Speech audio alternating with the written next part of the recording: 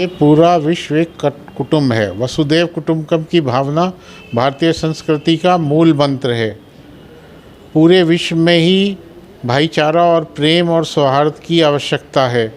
जहाँ कहीं भी आप्त और दग्ध मानवता है, उसे चिन्हित कर उसमें सभी लोग प्रयास करके अपने को उससे जोड़कर समाज में एक जुड़ाव की स्थिति आनी चाहिए।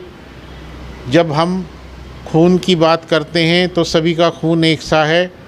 कोई खून का रक्तदान करता हुआ ये नहीं पूछता कि किस जाति का, किस बिरादरी का क्या खून है। उसके O positive, B positive, B plus करके उसका जो है संग्रह कर लिया जाता है और किसी को भी वो खून दे दिया जाता है।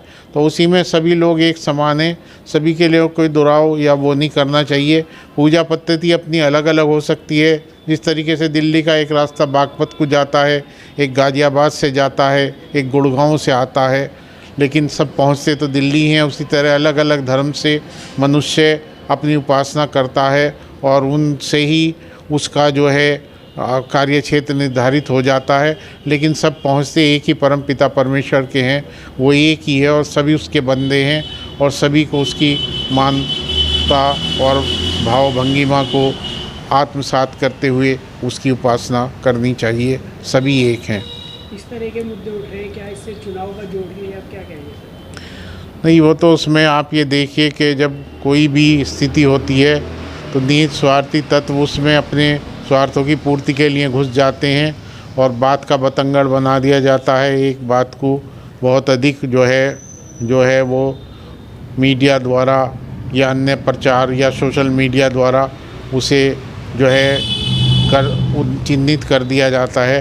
परंतु वास्तव में ऐसा न कर भाईचारा, प्रेम और सौहार्द को बनाते हुए मानवता की ज्योति जलानी चाहिए, क्योंकि मानवता ही सब धर्मों का मूल है और मानवता ही सब धर्मों का आधार है। और हमें मानवता के लिए ही कार्य करना चाहिए और वो ही परमपिता परमात्मा तक पहुंचने का सच्चा साधन है। और अंततोगत्वा सबको एक ही स्थान पर जाना पड़ता है और वो होता है परमपिता परमात्मा की शरण।